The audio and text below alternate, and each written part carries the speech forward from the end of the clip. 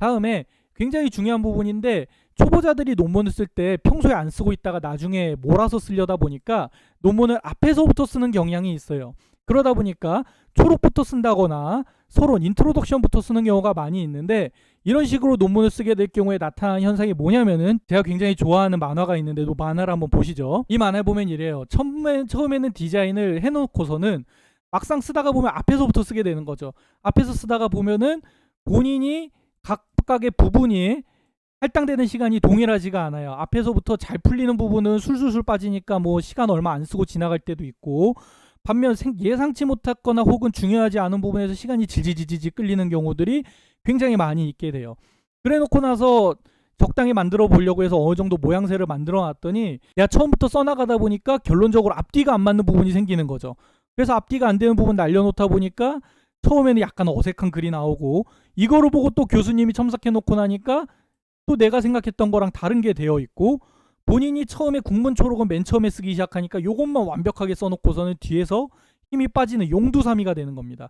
결론적으로 본인도 교수님이 뭘 원하고 있는지 모르겠고, 교수님은 자꾸 고치라고 하고, 결론적으로 보면은 본인이 생각했던 것도 중간중간 첨사해 가니까 바뀌고, 다른 사람들이 고쳐서 코멘트 해준 거 다 붙여놓다 보니까 영 해괴한 생물이 나와 있는 거죠. 하지만 본인 논문이다 보니까 애정은 갖고 다소 앞뒤가 안 맞는 것 같지만 이 상태로 투고를 하다가 리젝션 맞고, 그런 일들이 많이 생기는 겁니다.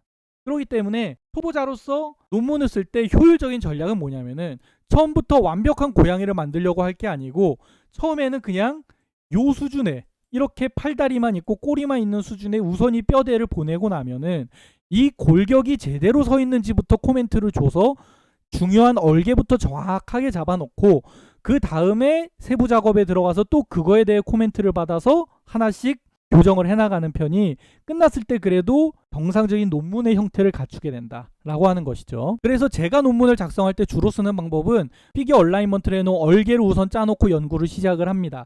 그래서 본격적인 연구에 들어가기 전에 이 연구의 얼개가 어떻게 될지는 정해놓고 돌입을 하고, 연구를 하는 중간중간 실험이 끝날 때마다 메소드를 다 써놓게 됩니다.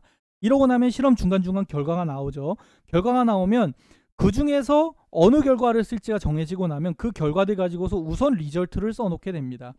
실제로 실험을 해보면은 리절트가 피겨 온라인에서 맨 처음에 이 드래프트 잡았을 때 원했었던 대로 안 나오는 경우가 왕왕 생깁니다. 그러면 그때그때 이 얼개를 새로 잡으면서 어떤 데이터로 보완을 해나갈지를 끊임없이 교정을 해나가는 작업이 이루어지고, 그러다가 최종적인 결과와 최종적인 피겨 온라인의 얼개가 다 나오고 나면 그 다음에 이 결과를 가지고서 디스커션에 들어가는 거죠. 특히 이 처음에 결과가 나오지도 않았는데 미리 이 각각의 결과에 따른 디스커션을 미리 쓰는 경우가 있는데, 초보자들은 이것이 효율적인 전략이 아닌 게, 처음에 피겨 1으로 생각했던 그림이 피겨 맨 마지막으로 밀려나기도 하고, 심지어는 논문에서 아예 게르기 돼서 빠져나가는 경우도 일어나게 됩니다. 그렇기 때문에 그때그때 디스커션을 쓰기보다는 우선은 리절트랑 이 논문의 로직이 어떻게 될지의 얼개를 정확하게 짜놓고 그걸 정확하게 보완해 놓은 뒤에 본 작업을 들어가는 것이 효율적이라고 할 수 있겠습니다.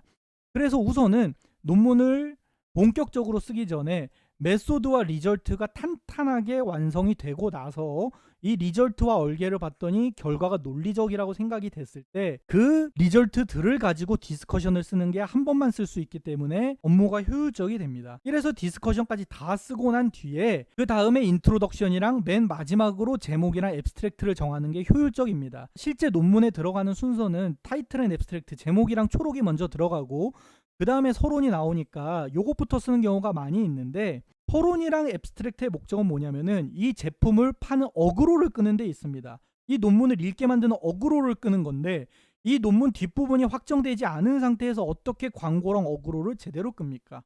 그러니까 뒤에 제품에 해당하는 리절트랑 디스커션이 다 써지고 나서 그 다음에 이 논문을 어떻게 광고할지에 해당되는 인트로덕션이랑 앱스트랙트는 그때 가서 확정해도 늦지 않는다라고 하는 거죠.